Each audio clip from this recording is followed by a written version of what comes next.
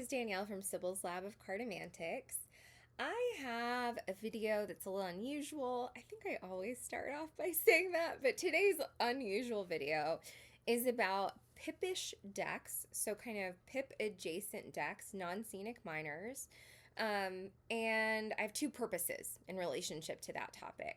I want to introduce some less familiar decks that are Rider-Waite-Smith alternatives and that fit this category of like pip oriented decks and non-Rider-Waite-Smith decks. So these are hopefully some decks that are lesser known to you. And at the same time, aside from just sharing those decks and creators and images, I wanted to share some ideas about how to begin working with decks like that. If they interest you and are intriguing but a little intimidating, the prospect of starting to read non-RWS and non-scenic pips. So I have very specific notes written down so that I stay on track as I show you the images of the cards. So if you see my eyes sort of going off to the side, it's me double checking my notes and making sure that I stay on track so I don't go on forever today. But I am going to, before I start, give a caveat. This is not about promoting the purchase of these decks necessarily.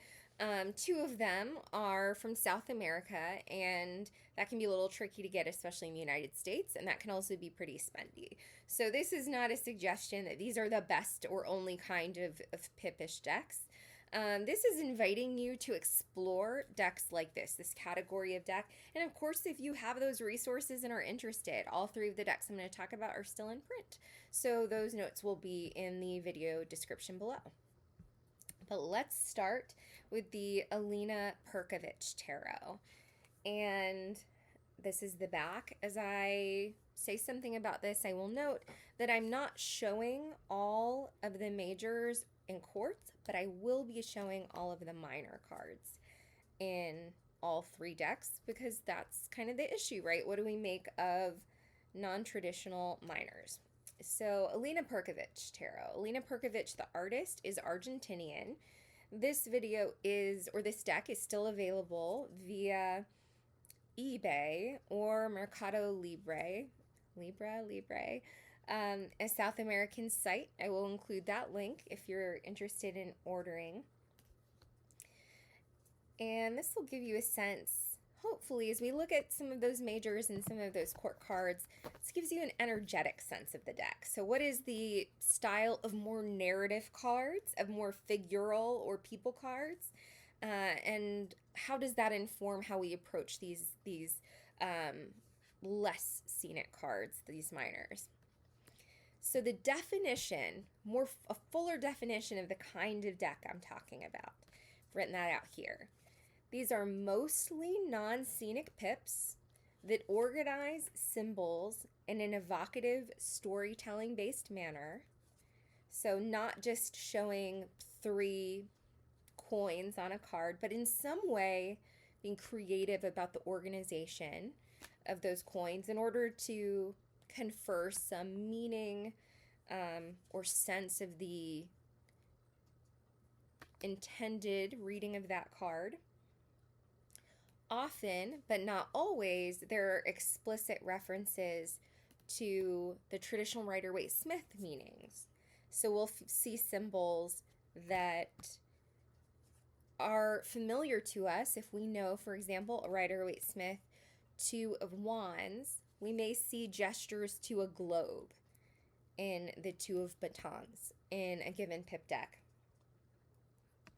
The Pagan Otherworlds Tarot is in this category of deck, although I'm not showing it here since it's so familiar, but that is a perfect example of a deck that gestures at Rider-Waite-Smith minor scenic organization, but without human figures and action. Less narrative pip cards are Tarot de Marseille. They're playing cards. These are cards that show 8 coins on a card, but not doing anything creative with those 8 coins. They're laid out in a standard format that is non-narrative. Those cards are intended to be read numerologically and elementally and nothing else. these kinds of cards, the Alina Perkovich Tarot, the Pagan Otherworlds, they're often called pips with feelings. I think that's a great, gives you a great sense of like, okay, minor cards, non-scenic, just 5 swords. But this gives you a feeling, 5 swords pointed at each other, some like sort of red threading. You get the sense of conflict and tension, violence here. That has a lot of feeling. The 6 of Swords. This distance traveled feels like a gesture to the voyage represented in the 6 of Swords and Rider-Waite-Smith, the boat travel away. So Thoth Tarot, the Thoth, is a really good example of a Pips with Feelings deck that's pretty well known as well. And what makes that such a good example is that it uses all of the stuff that is not human figure scenic or animal figure scenic to convey meaning. The artistic style is rich and dynamic. The color language is very powerful. There are glyphs and correspondences. That is a part of the card, right? So the title Failure on the 7 of Discs and Saturn in, what would it be? Saturn in Taurus listed at the bottom of the card. That is a lot of information. It's a lot of important information. So all of that together, the correspondences, the colors, convey meaning. Let's look at this 7 of Coins. So I just mentioned Lord of Failure and Thoth. This 7 of Coins has a tree. This is a gesture pretty clearly, I think, at the Rider-Waite-Smith growing, harvesting, sort of slow-paced process of development and growth and work. And yet very spare imagery. The 8 of Coins, the masterful ordering and construction of the Tower of Coins. Then, and I'll talk a little bit more about this in a minute, as you've probably noticed, in the 9s and 10s in Alina Perkovich Tarot, these are the exceptional cards that have human or scenic layouts. You'll often see that in non-traditional creative pip-ish decks. There are cards here and there in the minors that are exceptions. So we'll talk about what to do with those a little bit later. That is the Alina Perkovich Tarot. Hopefully that's a new one to you and you find that interesting. Mine is edged and I edged this. So our next deck, another South American deck. This is the End of the World Tarot by Elisa Reamer, also the creator of Nosotros Tarot, which is unfortunately out of print, but this one is still very much in print. In the back of the deck, she's a Brazilian artist. This is published in Brazil, and this is still available via the creator's website, so I will include that link. End of the World Tarot for Broken Hearts. Let me make sure and get that in there fully. So the creator is pretty clear. Nosotros Tarot is a tarot of the external world, of the narratives around us. End of the World Tarot for Broken Hearts is a tarot of the inner world, of the emotional world, the tensions that live within us, the stories that we're struggling with in our immediate world, in our personal world. So let's look at these, and I'll tell you the names of these very special suits in a minute. Here's one of the unusual cards. True Will. Wands are bones. Cups are hearts. Swords are brains. And pentacles are gold teeth. Okay? So what are the pros of working with these kinds of decks? Pip-ish decks. Pips with feelings. They have capacious, untethered symbolism with flexible narrative application. So what do I mean by that? They are incredibly expansive. 6, so here's the Ace of Bones. Let's look at this Two of Bones.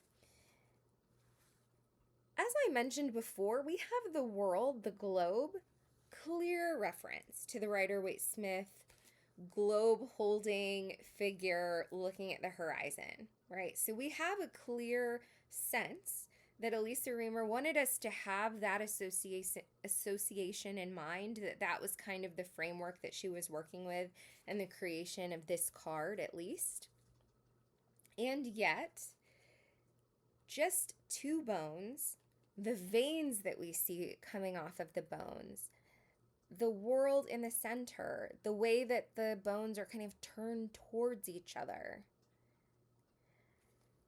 This is very roomy, as opposed to an image that shows a man overlooking the globe and considering possibilities, right? Like, the fact that there are no human figures here, that there are only symbols and symbolic associations, the red in the border, right? That sort of design at the edge of the border, the diamond that surrounds the beige that forms the backdrop of the 2 bones and the globe, is capacious. It's roomy. It's flexible. Another pro. These kinds of decks force our reliance on intuition and instinct. We have to rely on our ability to infer meaning quickly. Like, there's no crutch of seeing a scene. So here we have a clear gesture at this 6 of Wands that's familiar to us in the Rider-Waite-Smith, the wreath of victory, the one bone that's standing above the others and is in a place of prominence, right? So we have that if we like that anchor. Yet, there's no crowd, there's no man on a horse that's there to force a certain kind of association, so that leaves more room. It also, the absence of that guy and his crowd forces us to rely on our intuitive reading of this card and our instinct when we see it, right? And over time, this kind of forced engagement builds the muscle that allows us to be fluent readers of less scenic decks. We have to trust in our skills. Here are the cons of working with these kinds of decks as I see them. So here's the Ace of Hearts. And as you can see, there is a very clear color language in the borders. So we have bones red, hearts beige, or like kind of marbling. Cons. Onboarding, so here's what I noted. Onboarding can be frustrating and opaque, particularly leading to embarrassment when we're stalled during a client reading. Okay, so getting started with a deck like this can be really disorienting. I read pip-ish decks quite regularly, and yet when I got this deck fairly recently, I pulled it out of the box and was sort of taken off guard. I was excited about the deck, but I knew very little about the images, so I had to onboard quickly if I wanted to try to read with this. Figure out what to make of this. I mean, these are pretty plain pip 8s, and yet, let's look at this, right? We have the 8 next to the 9. The other hearts cups show hearts in the cups. Our 8 has no such hearts. There's nothing filling those cups. They are emptied. They're voided. Whatever vibrance lived in the cups, in the 8, has taken off, is absent. They're finished, right? There's no more pulsing heart here. So when we move to the 9 here, this fullness They're tied together. They're gorgeous. The cups are overflowing. That's a real shift, right? Like the contrast of those cards tells a story in that eight that otherwise could be pretty plain. But that is a non traditional approach to the eight of cups or eight of hearts as compared to the eight of cups that we found in Alina Perkovich. That meant that I had some onboarding costs. It took me a minute to catch up to the decisions, the aesthetic decisions that this creator made. I would not take a deck, any new deck, to a client reading without really developing fluency with it, right? So it's not really like, gosh, this is going to be so embarrassing when I sit in front of a person and ask them to pay me for a reading and then I had no idea how to read with the deck. However, it is a little discombobulating to think like, oh God, am I ever going to be able to be fluent and quick enough and instinctive enough with this deck to read for others? Look at this knot. This is an evocative nine of brains. Another con. The absence of clear narrative anchors can exaggerate insecurity while we build those reading muscles. The ace of gold teeth. And pay attention to the degree to which gold covers the teeth because they're different. For example, let's look at this two of gold teeth. Gold does not cap the entire tooth. The roots are exposed in this. Not so in the ace of gold teeth. There's still blood and viscera at the root of the tooth, but the entire tooth is covered in gold. So the placement of gold on the tooth tells a story throughout these images, this suit. That's a story, and yet a single card does not have a narrative anchor, right? In the Rider-Waite-Smith, what do we normally see in the Two of Pentacles? We have somebody doing a dance of balance, right? Like in front of waters, choppy waters. There's a lot to hold on to. There are a lot of narrative anchors there. You asked me a question about anxiety and tension, and I'm like looking at the waters in the background and telling the client a story about how I see that tying into, what it is what is going on for them, how they're feeling a tension of managing multiple interests at the same time, whatever. This I have to labor over. This is asking more of me. That's not bad. It's pretty great actually, because once I feel good about it, this is roomy. This leaves lots of possibilities open for interpretation beyond, gosh, I have to think of how that question associates with water. Or, like, what does this question about how to support my friend through their marital crisis? Like, what does that have to do with a guy juggling two things? I don't have to do that. I can do that if I need to. Any deck can function in any way if you're a confident reader or you're willing to try hard enough. But sometimes a scenic deck requires that we step back from the scene in order to give ourselves space. When it's just a pip deck, pips with feelings, we don't have to do that backing up. The spareness of the image does it for us. Look at the placement of gold on these teeth. The teeth are covered in gold to a different degree, some lots, some little. There look like cavities in here. This is quite an evocative five of gold teeth, and there's not a lot happening on this card. Like, there's a lot to work with here. Another con, challenge. This card. Working with decks like this demands that we build our own numerological associations. This can be less intuitive and frustrating.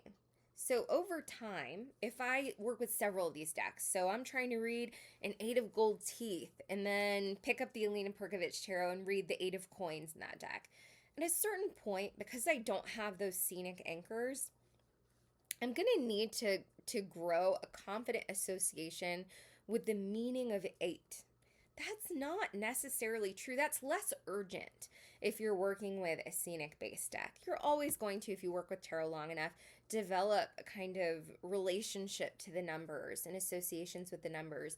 but that's less urgent when you have the image doing a lot of the heavy lifting for you. That sort of is symptomatic. Like over time, working with lots of nines and eights of pentacles confers meaning to me. I pick it up. I like learn the language. Working with these kinds of decks means I have to build my own vocabulary. I have to make an affirmative effort to assign meaning to 8 or 9 because I have to use those built associations in my effort to work with lots of pip-ish decks. If I want to work with more than one kind. So that can be difficult. And there can be a cost, an onboarding cost associated with that, and some frustration associated with that. So, last deck, deck number 3. This is the Santa Muerte Tarot by Dark Sinevere. This is not Santa Muerte Tarot that you find mass market. I will include the link in the video description where you can sort of read about this deck in greater detail. Now, here's the thing about the publisher Dark Sinevere, I don't know if I'm saying that properly. I've heard mixed things, and mine is edged. Here's the back of the deck. I've edged mine in red and brown Sharpie. I've heard mixed things about the creator's reliability in the ordering process. I ordered this deck several years ago and have worked with it a long time. So I can't speak to that. I hadn't heard anything about problems with the deck publishers or the ordering process, and so I didn't hesitate when I saw this for a good price and realized that there was some phenomenal art here and interesting images. But you may want to do a little bit of research depending on where you order this deck. If you choose to order it from the publisher, see what other folks' experiences have been with their reliability. The suits in this deck are wands are candles, cups are potions, swords are crystals, and pentacles are dream catchers. Okay? So while I show us these images, I want to talk about some strategies for working with these kinds of decks. Here's the first strategy, the first approach that you can take. If you get a new deck of this kind, or a deck that you've decided to sit down and learn and work with, I want you to flip through all of the minors. So grab those 40 number cards, the ace through the 10 of all 4 suits, and see if you can find clear symbolic insertions like planetary glyphs or astrological signs. These are usually absent, but sometimes they're present. And it's worth just seeing what's there. That will require you to look closely at the imagery, and that's something you should be doing anyway. I want you to take each of these cards, look deeply, and this becomes so much more important when you don't have the anchor of a scene to lean on, right? There's no scene here. We have 3 candles, so I don't know. I don't see any glyphs or correspondences that are conspicuous in these minor cards, but what do I see here? I see 3 candles of different sizes, all brightly lit. I see a skull missing some teeth. The skull is hanging. It's as if this is a chandelier. There are beaded necklaces hanging and some flowers hanging from the chandelier. So we have a chandelier made of 3 brightly lit candles and a skull. And that's our 3 of candles. There's a robust light here. There is illumination, something like triumphantly lit. There's something fancy about chandeliers, something impressive about them, big and grand, showy, and what would I say? Assertive. Powerful. And that's in contrast to our 4 of candles here. This looks overwhelming. It actually reminds me a little bit, for those of us who know Game of Thrones, in the first season when we have the Targaryen brother whose head is covered in gold, hot gold. This feels like, a skull with wax dripping entirely down it. That's quite evocative. This is beautiful, this is a full skull as opposed to this one that had no jaw attached. Okay, we have a full skull here. This skull is fully formed, in great condition. There are 4 lit candles coming from the top, so there's clear stability. Those are stable candles on top of him. They all form one light. Look at how they come together. We're going to heat this skull for some reason. But they all come together to form one extremely bright light that's powerful and beautiful and attention-grabbing. We have the beaded necklaces that are tied around the neck this time, or the vertebrae of the skeleton, those gorgeous flowers. The skull has an upward gaze. There's a lot to work with here, right? It's not a scene, but it is an evocative presentation. And I noticed all of that because I was looking to see if there were like sort of clear correspondences, glyphs, details. But while I didn't find those, I did find really interesting details in these images, and that's important. Second strategy. Here's these 7 of candles. After looking through the majors to get an energetic and aesthetic sense of the deck. So like I said, I want you to grab the deck and go through the majors first to get a sense of like, I understand the majors. I understand what a fool normally looks like. What is this take on the fool? Well, in this deck, this is the take on the fool. That tells me a lot of information about the deck creator's approach to tarot in general and this deck in particular. We have no dog here. We're not going for anything cutesy. We have a feminine looking figure, almost kind of an androgynous figure, who has the large, like sort of feathered crown on top, is giving us a direct and kind of aggressive gaze, like engaging the viewer. I know those traditional archetypes in the majors, and knowing them and looking at the choices that this artist made in the majors, that offers me a lot of context for approaching these minors. So after I go through the majors and use my wellspring of knowledge about the traditional archetypes and think about this approach to the archetypes, I want you to sort out the minors and pips, so pull out all those aces and tens and the court cards, and organize them by suit. Okay, so all of the candles, wands together, all of the potions are cups, all of the crystals are swords, all of the dream catchers are pentacles or coins. So you're going to have 4 piles of 14 cards, ace through 10, and the 4 court cards. I want you to lay out one at a time all of the suit cards in a given suit. So for candles or wands, I'm going to lay out ace through 10 as well as the 4 court cards underneath that ace through 10. And I want you to see, after you've laid them out and you've looked closely at all of the images, you will have already looked closely at the images, right? Because that was assignment number 1. But now you're looking at them, not an isolated example, so one at a time, where I looked at the 8 of potions and I see 3 moths, 3 death head moths, and I see whatever. No, I'm going to lay out the 8 of potions next to the 9 of potions, next to the 10 of potions, and see what is happening when I lay them out and if I can understand an elemental story. The goal is to see if looking at all of the potions, ace through 10,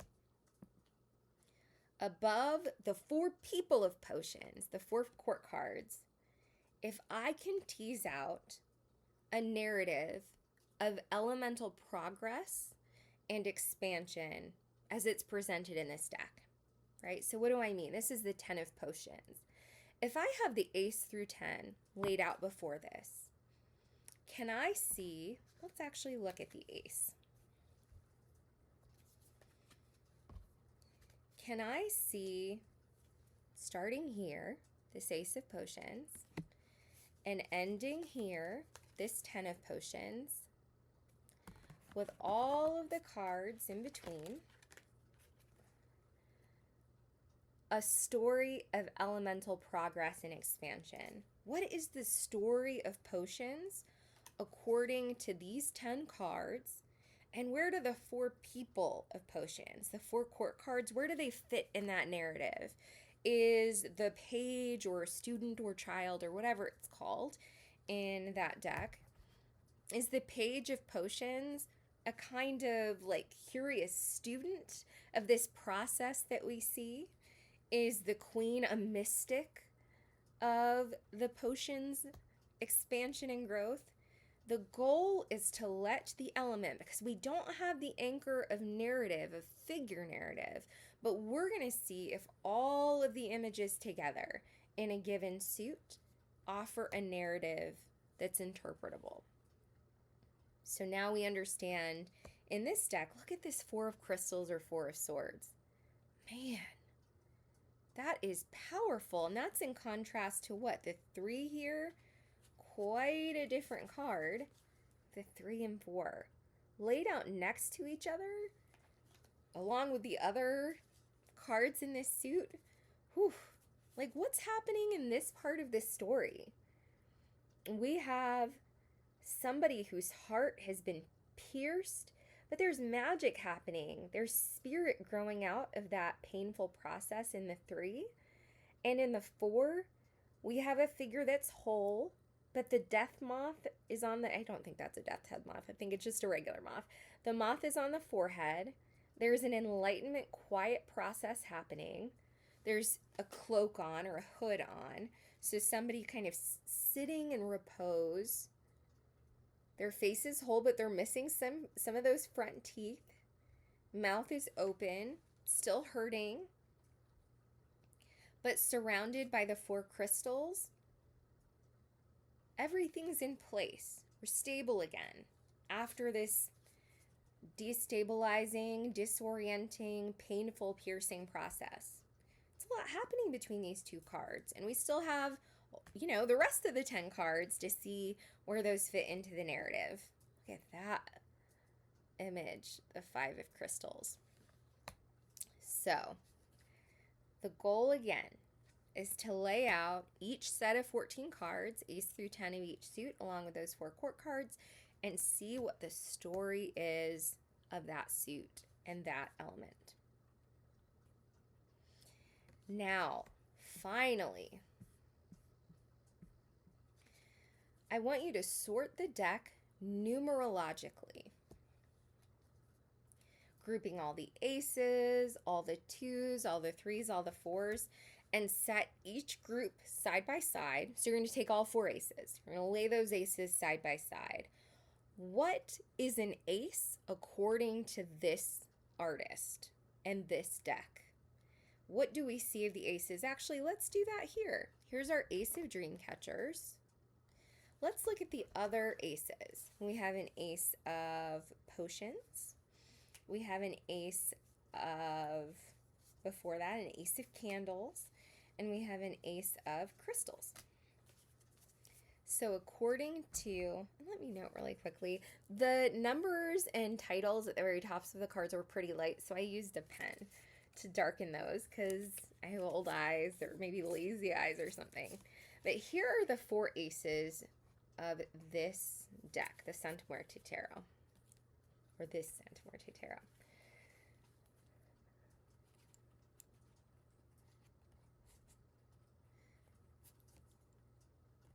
Let's see if I can spread these out. There, I can do it.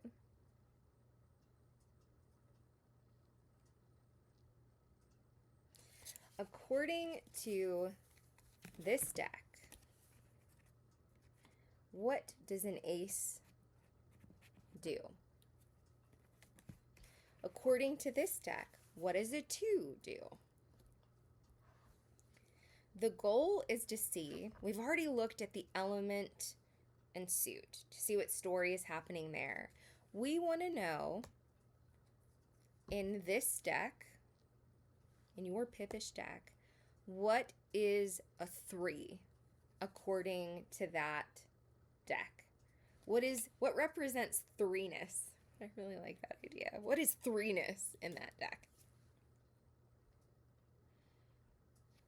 Do all of the nines, so in Alina Perkovich Tarot, if you remember, all of the nines had human figures and all of the tens had scenic depictions, right? So that's really different than the ace through eight. Like, according to that tarot deck, there's something personal and embodied about nine. So in the rest of the deck, we don't need human figures to tell this story, but there's something about the nineness that means in Alina Perkovich's tarot universe, you need a body to tell that story. And in the universe of that tarot deck, you need a body to tell the story of the 10. You need multiple bodies. You need relationship. You need community. You need grouping. That's pretty notable and interesting. And there's something important to know about what is a 10 according to that tarot deck, and how does that work. Here's some final advice, and this goes for any tarot deck you're learning, right? Take all of the cards, including, like, we're talking all 78 cards, all the majors, all the quarts, all the minors. I want you to shuffle. And this is after you've done your looking through, you've done your sorting, you've seen what is threeness, you've seen what is the story of the candles, you've looked at, like, how does the Fool here stack up to the Fool as I've understood the Fool elsewhere. You're going to shuffle and lay out 3 cards at a time. So we're going to go through the whole deck 3 cards at a time, and we're going to use 3 cards to tell a single story, 1 or 2 sentences. The idea is that we grow confident at telling some kind of story, however simple or silly, 3 cards at a time in the universe of that deck. Let's use Alina Perkovich Tarot. We're going to shuffle this deck and pull out 3 cards and see what story we can make of 3 random cards. We're talking all 78 cards here.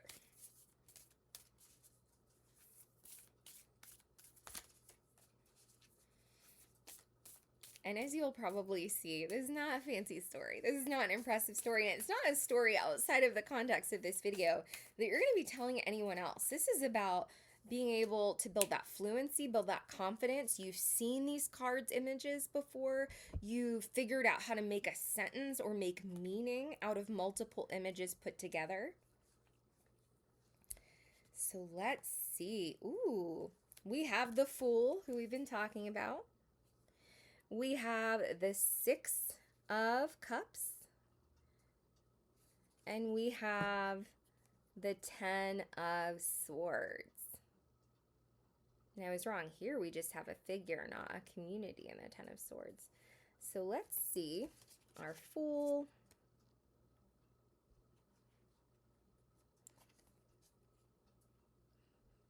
Our 6 of Cups and our 10 of Swords.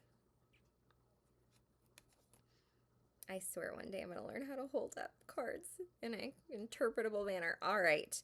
What is our simple story? We have an ingenue, a young man who's decided to go on a pilgrimage.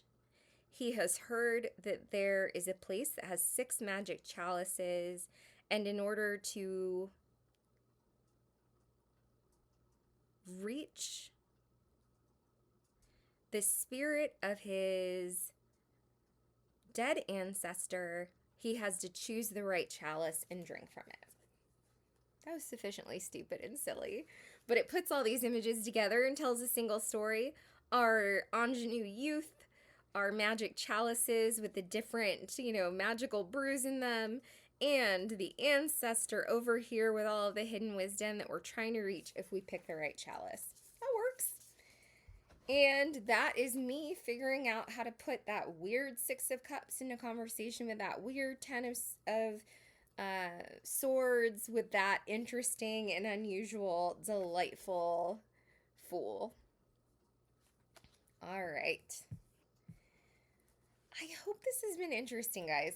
So we're going to close out with a reading for the collective, as we like to do on this channel. Oops, sorry for that.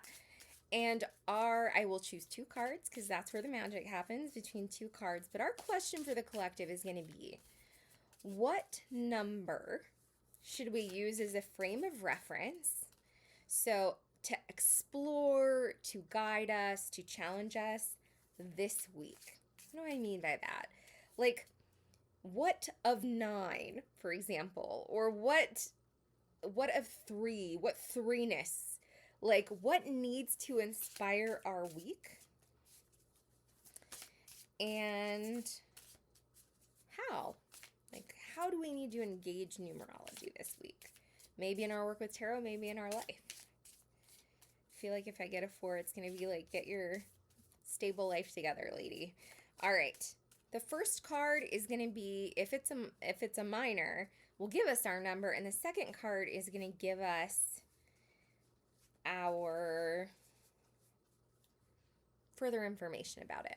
Like, what is it we can take from it? Keep shuffling, get them mixed. All right. We have the 10 of Cups, so we're engaging 10ness this week. And we have our 5 of Swords to give us information on how to engage 10ness. The 10, we need to pay attention to the completion of a cycle. What does it look like when we've reached the end of something? Like, we need to figure out what represents the finish line this week, 10ness in our lives. And I think that the 5, when we're thinking about how to engage that number 10, because that's what we're being asked to work with, the 5 is saying, hey, pay attention to what's painful about the process of working with that 10. So, you're being invited to figure out what is the finish line as you understand it. What does it mean to be complete or reach the completion of something? And think about that knowing it's going to be painful. Like, it's going to hurt your brain. It's going to be something that you resist critically, probably because it's something that is an unwelcome message or an unwelcome engagement. Maybe you don't like thinking about what the finish line represents because you have some tension or anxiety with what it means to finish something because you're not finished with something you want to be finished with, whatever it is. We are engaging with 10ness this week, and we're going to do that engagement no matter how much it hurts. All right. That is our reading. What an interesting reading. You guys have been delightful. I'm going to assume that you're paying attention with full brain on. This has been great fun on my end.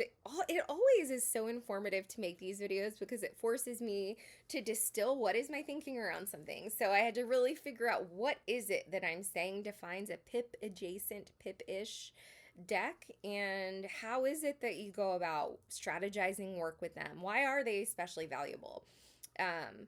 Hopefully there's something in there of value to you. So if you want to sign up for mentoring to do work with your own pip-ish deck, that'd be so much fun. But I actually think it would be even more fun if you sign up for a reading. Let me know what kind of deck to use for you. If you want me to use a pip-adjacent deck, let's do that. It would be fun to see kind of what your question has to say to a pip deck and what a pip deck has to say to you, as opposed to a familiar narrative deck that's already in your circle of conversation. So until I hear from you guys, comment in the comment below with your own favorite pip-ish decks. And until next time, I will see you in the lab. Bye.